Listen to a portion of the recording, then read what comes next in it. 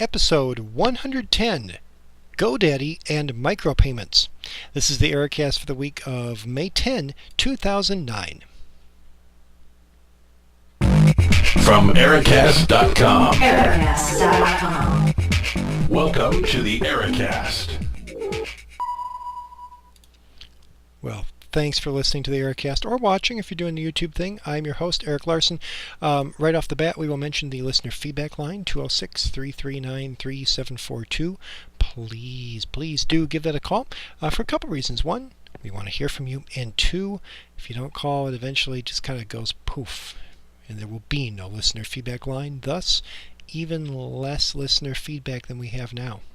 So please call that 206-339-ERIC. Just kind of spells that out. Okay, I have got a ton of stuff to talk about. And it's only been a week. Speaking of, we heard last week from Rob. And Rob said, hey, where you been? It's been a month. And then there's a whole thanks, it's been a month, whatever. Well, I just got a tweet from Rob today. By the way, you can follow me on Twitter, EM Larson. I'm EM Larson in most places, so it works out pretty well that way. And Rob said, so I called you a week ago. Come on, where's the Ericast? And I thought, I've published an Ericast. I even mentioned you. This isn't a good sign. So this kind of gets the whole URL thing, maybe. I don't know, because I don't know what Rob's issue was. But FeedBurner got bought by Google. Now, who cares? What's FeedBurner? Well, for the uninitiated, FeedBurner was a service, a company, a thing, a startup, a guy in his basement, whatever. And what it did is you publish something that kind of sort of looks like a podcast. It gets pretty close. Just kind of, broadside of a barn sort of thing. You got some audio, it's linked in there, whatever. You set that up so it's publishing someplace.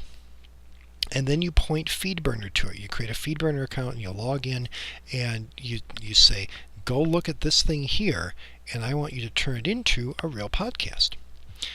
And then it goes and it takes it and tweaks it and says, oh, I should change this and this isn't quite right. And here you go. Here's your legitimate podcast. So the old Ericast feed, and this might be familiar to longtime Ericast listeners, was feeds.feedburner.com/Ericast. Well, then they offered this feature where you could point that into your own domain. I never really bothered, but I thought maybe I would or whatever. Well, then it got bought by Google. And then Google didn't do much, but then they did or whatever. And point being, it all became very important to be pointing the official Ericast RSS pod-catching type feed, iTunes or whatever, at feeds, feeds.ericast.com/Ericast. And you're thinking, isn't that repetitively redundant in kind of a repetitious sort of way? Well, it is. The feeds.ericast.com part was just taking the place of feeds.feedburner.com.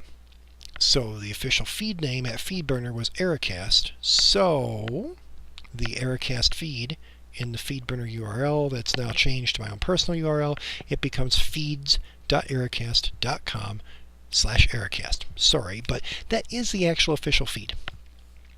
So maybe that's Rob's issue. He's pointing to the old one, which should still work. But I don't know.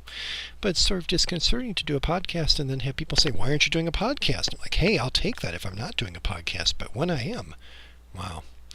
So to make up for it, here we go. Just a few days later, bang, new podcast out in the feed. Because as I say, a lot to talk about. GoDaddy hosting. Had a great customer service experience with GoDaddy. Got to say that. Called him up on the phone and did that because here's the deal. I have a whole bunch of domains because I have a whole bunch of miscellaneous interests. So that's not going to be a surprise to anybody. But I'm cheap. That's also not a surprise to anybody. So I have one domain hosted. I don't particularly like the domain name. It's Ention, ENTION.net. I couldn't get the .com and I hate that. I hate that sort of thing. To be a .net and .com. But that will come up later. Anyway, it's the ending of some cool words like attention or invention, that sort of thing. So that was my thought, is I could put subdomains on it.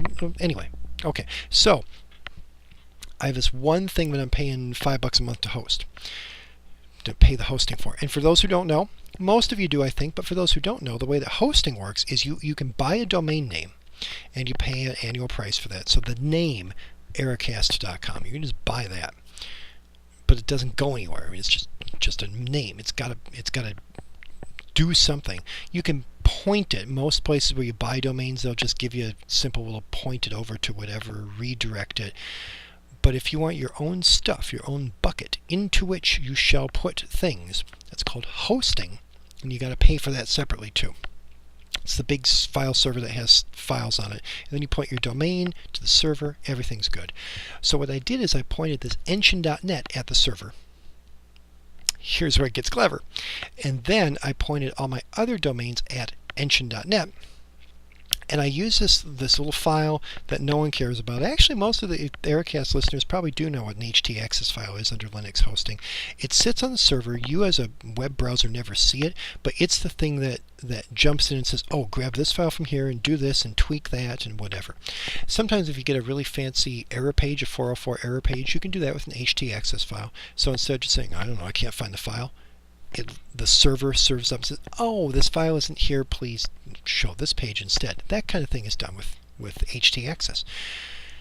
So with GoDaddy, in the economy hosting, you could point all the stuff at this one host and then put this little htaccess file and it would say, well, actually, if this person is coming from, what did I have there? It was, well, Lexmarked. Not Lexmark, but Lexmarked, past tense. You've been Lexmarked. That's a long story for another Ericast. It would say, oh, that's where they're coming from. Grab it out of this directory, which would then give all the lexmarked.com content.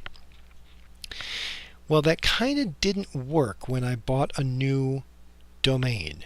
And the new domain is tip-joy.com. Tipjoy, but with a dash. Why with a dash? Well, tipjoy.com, no dash, is a micropayments site. What are micropayments? In fact, someone at PayPal asked me that, even though PayPal now offers micropayments. She said, what exactly is a micropayment? This was Haley, very helpful at customer service in PayPal. But given that I'm at almost the 7.5 minute mark, I don't know if I'll have time to talk about micropayments. It's going to be an interesting show. Well, tipjoy.com has been talked about on Twitter. It's this aggregating micropayment solution. It's a really cool idea. I had the same idea in 2002 and had a domain name issue where I had PicoPay. Pico, tiny, P-I-C-O, pay, payment, picopay.com. At the same time, on the other side of the planet, literally, because it was Australia, somebody registered pico-pay.com. You know where this is going. And, of course, they started up their own micropayment site, which didn't go anywhere. And I just gave up because I'm like, I don't have the programming knowledge to do this and brute force it myself. Years later, I made enough friends that I actually could figure out a way to do it, but by that point I'd given up the domain name, which is now held by some domain squatter trying to make money off of it, because I'm not going to compete with someone with this dash. Okay, so Tipjoy comes along, tipjoy.com. Very cool site. Go ahead and go visit it. Go ahead. Go visit it. But here's the thing. You're going to find that their logo is tip, and then there's this asterisk with the dot over the J, and then joy, Tipjoy, with this big asterisk in the middle. So wouldn't you think that a company that has venture capital funding in a financial area, when they bought tipjoy.com, tipjoy.net, and tipjoy.org, would splurge and get tip-joy.com? Given that their logo has a big asterisk in the middle of it, and someone might throw a dash in there. Well, they didn't.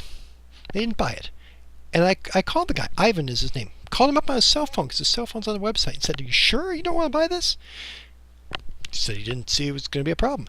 And I agree that most people won't do it, but I've been in customer service a long time to know someone somewhere will. So what did I do? I bought it.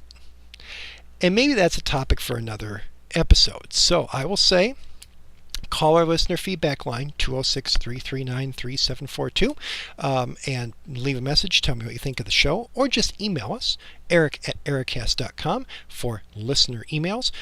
We'd be happy to read those. And until next time, maybe next week, take care. Thanks for listening to the Ericast from Ericast.com. Visit us at www.ericast.com.